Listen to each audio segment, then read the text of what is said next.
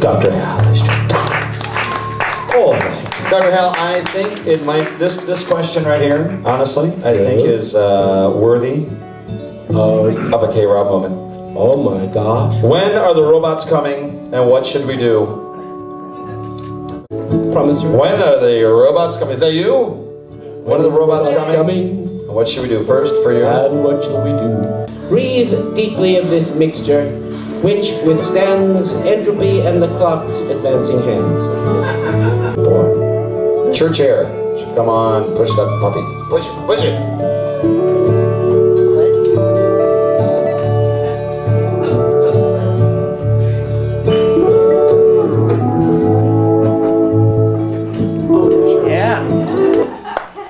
Well, that's the first part of your KroB moment, and now you get the second part of there you the go. moment, and during that second part, you get my answer. He's going to answer it now. He's going to answer it right now. Here he comes. It's going to be answered. Here we go. Are you ready? It's being answered. And go. You asked when the robots were coming. They're already here. They're in charge of our lives. They're in charge of our record keeping. They're in charge of our medical procedures. And they're in charge of you. The question isn't where are they coming, but when are they going? Or more succinctly, when will they leave us the hell alone? But you asked when they were coming. No, now they're here. They're in gear, and you better get used to it. Thank you for your just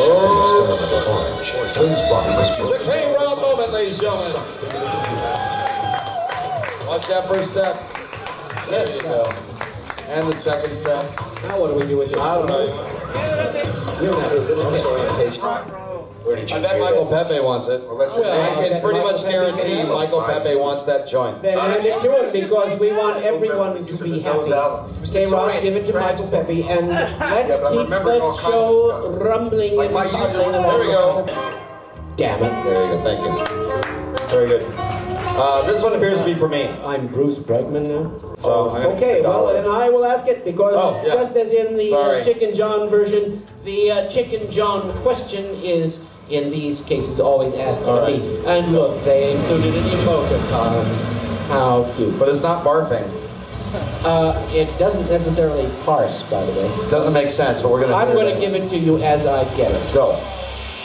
And one other thing, before I do, remember you and I were both on the Discovery Channel on, what was it, Australian TV, New Zealand TV? Well, they filmed it, but it was it was all over. But then when they wanted to put it on the Discovery Channel, oh, we can't have somebody named Dr Hal. Yeah. That would offend some of our more conservative viewers. So what did they do? Do you remember? What did they end up calling you? They put an E on the end, so I'm Dr Hal. Dr Hal. Yes, that's not offensive. Him right there, Dr Hal. Okay, enough clowning around. Here is the question. Why do you call yourself when your name is not John or Hell? And then to cover up the impudence of this query, there's the emoticon. So why? Let me see. You got a hand to me. Yeah, they forgot to write John. Well, it said, why do you call yourself John or Hell? So do you want to know where Dr Hal came from? Is that what you want to know? I think we all. All right, so I'll give it to you. I'm going to give it to you straight. I started Radio Free Burning Man in 1994, and so I went out to the desert. I said, what is a good desert radio name? And I saw this Roddy Piper movie called Hell Comes to Frogtown. KroB, you ever see Hell Comes to Frogtown? Has anyone I don't believe you. Any of Roddy Piper's movies? Oh, come on, They Live, please. They Live, that's a classic. You have to see that. And Hell Comes to Frogtown, it's a great movie. He plays a guy, I thought his name was John Hell, and he was like the last, virile man left after the nuclear apocalypse. And his job, the army had hired him to go out and find these like 12 voluptuous young women that had been taken by the mutant frog king. Those bastards. Right? And he's holding them like hostage, and he has to save them, and of course, to save the world, he has to impregnate them all. Yeah. And so I'm like, that's the perfect guy for me. That's my guy. And I thought his name was John Hal, and then later I found his name was like Frank Hal. I go, that's a stupid-ass name, No, Frank you wouldn't Hal. want to be Seymour. Please. So I said, I like John Hal. Much better. I kept that name, and to hell with the rest of them. There you go. When will KroB call me back? Never, Chloe. It's never going to happen. Beg all you want. This isn't from Chloe, and KroB will call you back when he gets to it. Well, obviously. That one is another one for me. Another John Hal question. All right, let's just barrel ahead with this one. And are you ready? It's my dollar. Oh, well, okay. Here you go. And are you ready for the Now question? I am. Okay, here it comes. Here's the pitch. Okay, ready? John. Yes. Do you have an 8-track mind? When I had my Cadillac, I had an 8-track mind. I moved on to digital track mind now, which means honestly I have an infinite track mind. And what 8-track tapes did you have in your Cadillac? If you could just name a few for us. Oh, absolutely. I had well, it was you know, that car I had a 1978 Cadillac Fleetwood. It was like a lime green. Anybody ever see that? It was a big old lime green car, and I would often play like Earth, Wind and Fire, or the Moody Blues. I had Moody Blues on 8-track. Chicago. I had Blood, Sweat and Tears. Yeah, and, that's what I was thinking of. Yeah. Because I had that one too on my 8-track. Yeah. Of course, I soon supplemented it with the best of the Grateful Dead. Which, sure. When it was 1969. Which, when I put it in the 8-track player, broke the 8-track player. But hey, wait a minute. Yeah, I have an 8-track. I have a multi-track mind. What did you say the name of that never group ends. was? What? What did you say the name of that group was? Blood, Sweat and Tears? Blood, Sweat and Tears. Oh, yeah. Never forget those. Never. Dr. Hal, I'd like to start off by asking this question directly to you. Very well. I've got a big probe. Whoa! Where can I go to abduct some aliens? Uh-huh. Oh, yeah.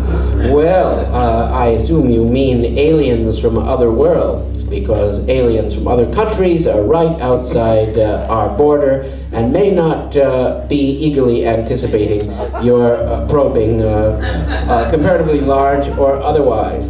But the infinite curiosity of those strange stellar beings from outside our earthly realm is supposedly insatiable, and they, since they dish it out, ought to be able to take it.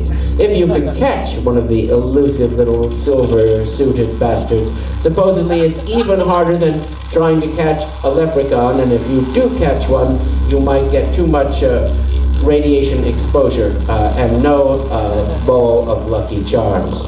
Yes, anything worth attempting is, of course, attended by some danger, which is another way of saying every privilege carries with it a responsibility. Perhaps they might turn the tables on you, you would end up probed by the aliens, you would be none the wiser, but they would have collected knowledge in their special way. That is, if you believe redneck mythology.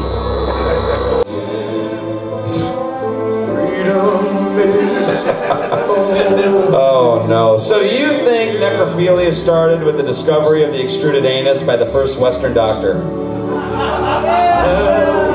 No, I don't. Because the practice is as ancient as the sorry human history itself. It shows not only the depravity and evil of man, but the pragmatism of the human creature, looking for a solution and finding one, even when the solution which is found and the circumstances in which they are found are both unwholesome. But man is born unto trouble as the sparks fly upward.